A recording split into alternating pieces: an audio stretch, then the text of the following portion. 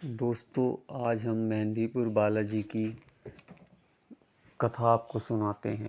राजस्थान के सवाई माधोपुर और जयपुर की सीमा रेखा पर स्थित मेहंदीपुर कस्बे में बालाजी का एक अति प्रसिद्ध तथा प्रख्यात मंदिर है, जिसे श्री मेहंदीपुर बालाजी मंदिर के नाम से जाना जाता है। भूत प्रेत आदि ऊपरी बाधाओं के निवारणार्थ यहाँ आने वालों का तांता लगा रहता है।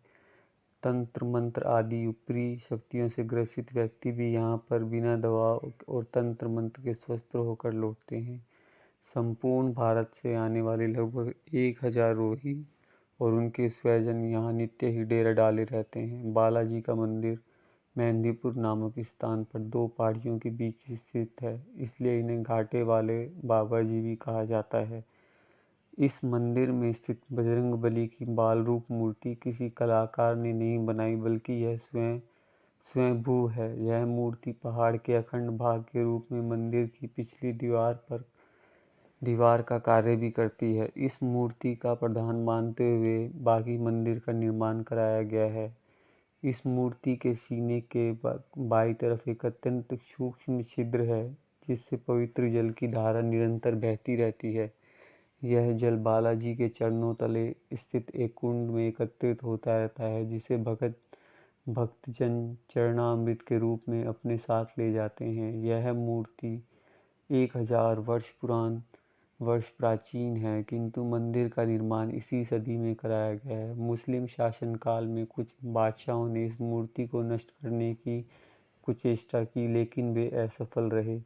वे इसे जितना खुदवाते गए, मूर्ति की जड़ उतनी ही गहरी होती चली गई। थक हार कर उन्होंने अपना यह कुप्रयास छोड़ना पड़ा। ब्रिटिश शासन के दौरान सन 1910 में बालाजी ने अपने सैकड़ों वर्ष पुराना चोला स्वतः ही त्याग दिया। भक्तजन इस चोले को लेकर समीपवर्ती मंडावर रेलवे स्टेशन पहुंचे, जहां से उन्हें चोले को गंगा में प्रवाहित करने जाना था।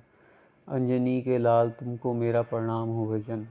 ब्रिटिश स्टेशन मास्टर ने चोले को निःशुल्क ले जाने से रोका और उसका वजन करने लगा, लेकिन चमत्कारी चोला कभी मन भर से ज़्यादा हो जाता और कभी 2 मन कम हो जाता।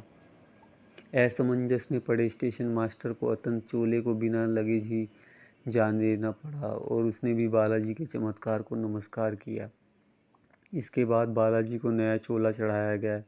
यज्ञ हवन और ब्राह्मण भोज एवं धर्म ग्रंथों का पाठ किया गया। एक बार फिर से नए चोले से एक नई ज्योति दीप्यमान हुई। यह ज्योति सारे विश्व का अंधकार दूर करने में सक्षम है। बालाजी महाराज के अलावा यहाँ श्री प्रेतराज सरकार और श्री कोतवाल कप्तान भैरव की मूर्तियाँ भी हैं। प्रेतराज सरकार जहाँ दंड अधिकारी के पद पर आसीन हैं, वह भैरव जी कोतवाल के पद पर। यहाँ आने पर ही सामान्य जन को ज्ञात होता है कि भूत प्रेत आदि किस प्रकार मनुष्य को कष्ट पहुँचाते हैं और किस तरह ही उन्हें कष्ट बाधाओं से मुक्ति मिल जाती है। दुखी कष्टग्रस्त व्यक्ति को मंदिर पहुंचकर तीनों देवगणों को प्रसाद चढ़ाना पड़ता है। बालाजी को लड्डू, प्रेतराज सरकार को चावल और कोतवाल कप्तान भैरव को उड़द का प्रसाद चढ़ाया जाता है। इस प्रसाद में से 2 लड्डू रोगी को खिलाए जाते हैं और शेष प्रसाद पशु पक्षियों को डाल दिया जाता है। ऐसा कहा जाता है कि पशु पक्षियों के रूप में देवताओं के दूत ही प्रसाद ग्रहण कर रहे होते हैं। प्रसाद हमेशा थाली या दोने में रखकर दिया जाता है। लड्डू खाते ही रोगी व्यक्ति झूमने लगता है और भूत प्रेत आदि स्वयं ही उसके शरीर में आकर बड़बड़ाने लगते हैं। स्वतः ही वह हथकड़ी और बेड़ियों में जकड़ जाता है। कभी वह अपना सिर ढूंढता है, कभी जमीन पर लोट-पोट कर हाहाकार करता है, कभी बालाजी के इशारे पर पेड़ पर उल्टा लटक जाता है, कभी आग जलाकर उसमें कूद जाता है, कभी फांसी या सूली पर लटक जाता है। मार से तंग आकर भूत प्रेत स्वतः ही बालाजी के चरणों में आत्मसमर्पण कर देते हैं, अन्यथा समाप्त कर दिए जाते हैं। बालाजी उन्हें अपना दूत बना लेते हैं। संकट टल जाने पर बालाजी की ओर से एक दूत मिलता है, जो रोगी मुक्त व्यक्ति को भावी घटनाओं के प्रति सचेत करता रहता है। बालाजी महाराज के मंदिर में प्रातः और साय लगभग 4-4 घंटे पूजा होती है। पूजा में भजन, आरतियाँ और चालीसों का ज्ञान होता है। इस समय भक्तगण जहाँ पंक्तिबद्ध हो देवताओं को प्रसाद अर्पित करते हैं, वहीं भूत प्रेत से ग्रस्त रोगी चीखते चिल्लाते उलट पुलट होते अपना दंड भुगतते हैं। बालाजी मंदिर में प्रेतराज सरकार दंडाधिकारी पद पर आसीन है। प्रेतराज सरकार के विग्रह पर भी चोला चढ़ाया जाता है।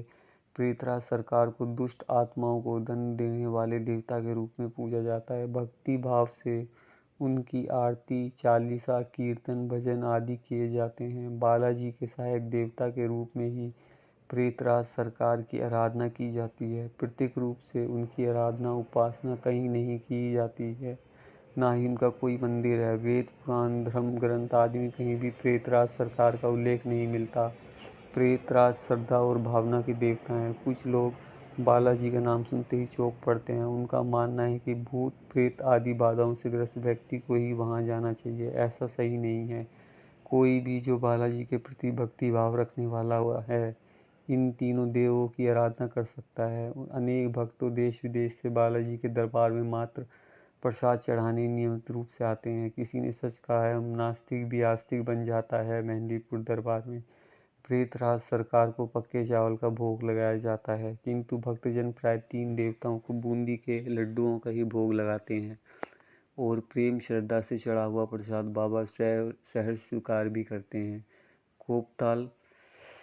कोतवाल कप्तान श्री भैरव देव भगवान शिव के अवतार हैं और उनकी ही तरह भक्तों की थोड़ी सी पूजा अर्चना से ही प्रसन्न भी हो जाते हैं। भैरव महाराज चतुर्भुजी हैं। उनके हाथों में त्रिशूल, डमरू, खप्पर तथा प्रजापति ब्रह्मा का 5वां कटा शीश रहता है। वे कमर में बागंबर नहीं लाल वस्त्र धारण करते हैं। वे भस्म लपेटते हैं। उनकी मूर्ति को चमेली के सुगंध युक्त तिल के तेल में सिंदूर घोलकर चोला चढ़ाया जाता है। शास्त्र और लोक